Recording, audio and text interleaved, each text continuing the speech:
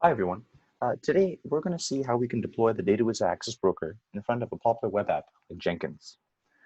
So just to start off, I'm currently running Jenkins on my local Docker network on 172.17.01 port 8080.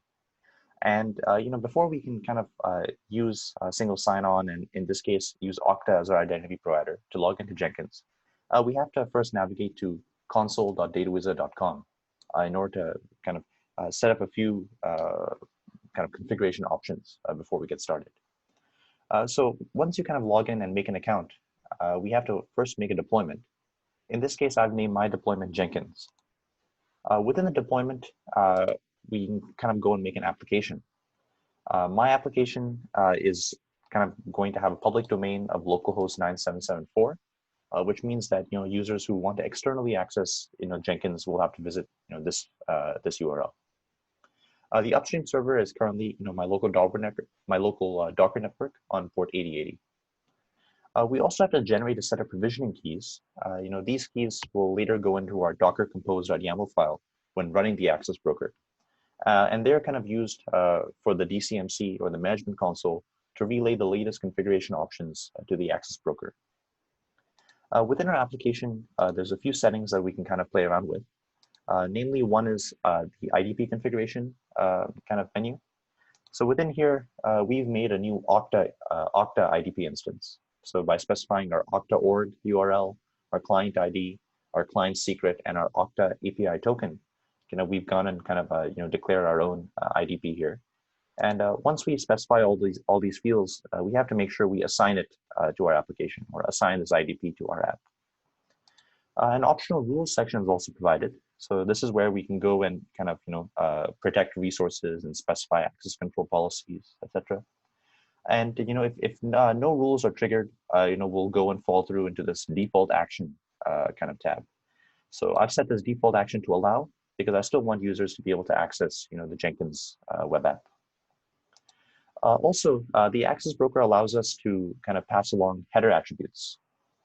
So in this case, we're passing in the groups field and the login field from Okta and mapping them to expected values that our legacy application, or in this case, Jenkins is going to see, which is going to be called groups and email. And both of these are a type header. So they're both going to be header attributes. We can also turn on an SSL flag, for HTTPS connections to the DataWiz Access Broker.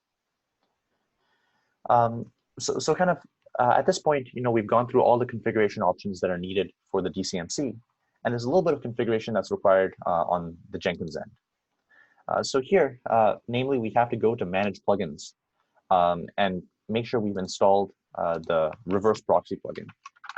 So here I've already installed it, the Reverse Proxy Auth plugin. And once we've gone and installed that, we kind of go back and navigate to our Configure Global Security tab.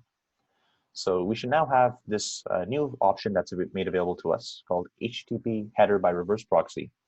And these fields would kind of match whatever we've specified in the DCMC. So for header username, we'll go with email. And for header groups name, we'll go with groups. And as you can see, they both match the attributes that we've specified in the management console. We give kind of the colon as our header groups delimiter name. And once this is done, we can kind of go ahead and save our changes. So now when we kind of go and we'll make sure our DataWiz Access Broker is running.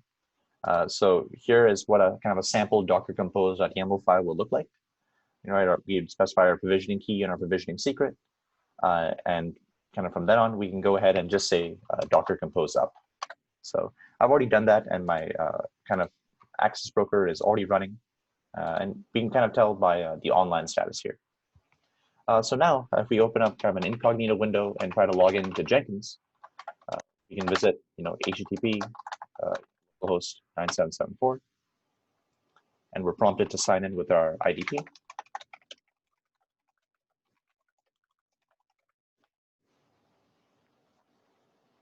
And once we've signed in, we should see our username here on the top right, which tells us that our header attributes have successfully been passed in.